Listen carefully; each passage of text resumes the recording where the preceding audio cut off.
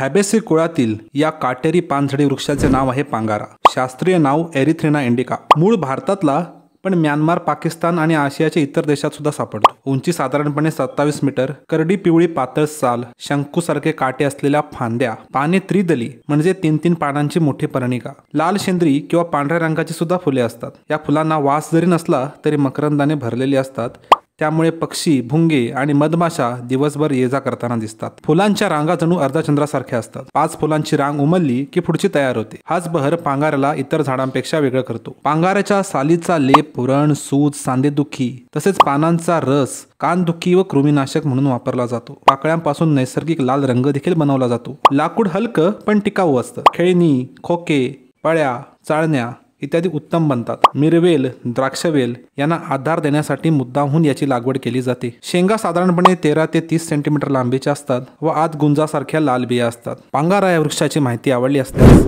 आजच निसर्ग यात्री या पेजला फॉलो करा।